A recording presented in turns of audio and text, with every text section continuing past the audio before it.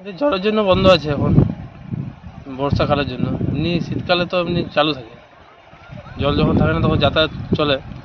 এখন বন্ধ আছে। কবে থেকে বন্ধ হয়েছে? এই 3-4 দিন। কেন?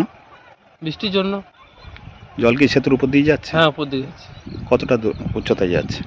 5-7 ফুট 5-7 ফুট উপর দিয়ে জল যাচ্ছে। এমনি যাতায়াত পুরোপুরি বন্ধ? পুরোপুরি বন্ধ আছে। মানে হেঁটে পারাপারও করা যাচ্ছে না, না? পারাপার করা যাচ্ছে না। তো কতদিন মানে এই ভোগান্তি তো বহুদিনের? বহুদিন। বিভিন্ন সময় নেতারাও তো এসছে। হ্যাঁ, এসছে, দেখে গেছে, কিন্তু হয়নি। হয়নি। তো কোন কোন এলাকার মানুষ সমস্যায়?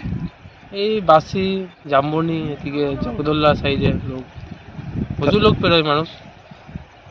তারা কোথায় আছে? তার কারণে ওই রাজগ্রামে ঘুরে ঘুরে যেতে হয়। ঠিক, এখন সমস্যা হচ্ছে। এখন সমস্যা আছে। দেখুন, প্রচুর সমস্যা বলাটা ছোটোখাটো ব্যাপার হয়ে যাবে, কেননা এটা বছরকার বছর তো মানুষ গা সওয়া হয়ে গেছে, অভ্যস্ত হয়ে গেছে।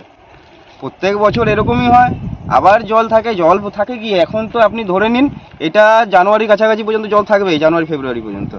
এবার তার মধ্যে ভারী ভেহিকেল যেগুলো বাইক টাইক এগুলো তো কোনো মতো সম্ভব না। হ্যাঁ, জানুয়ারির থেকে আর কি ওই অক্টোবর নভেম্বর থেকে ধরুন, নভেম্বর থেকে জানুয়ারি যে এই টাইমটা হেঁটে হয়তো পারাহার হবে। এখন কি অবস্থা? এখন আপনার মোটামুটি 1 বুক জল সেতুর উপরে? হ্যাঁ, এই তো আপনি দেখতে পাচ্ছেন, সেতু তো নয় এটা সেতু কোথায়?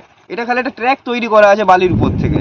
প্রত্যেক বছর ভেসে চলে যায় স্ল্যাবগুলো, আবার ঠিক বর্ষা শেষ হলে জেসিবিতে করে কিছু কাজ করা হয়, দিয়ে আবার যেমনকে তেমন চলে। সেটাও 2 বছর হলো বন্ধ আছে।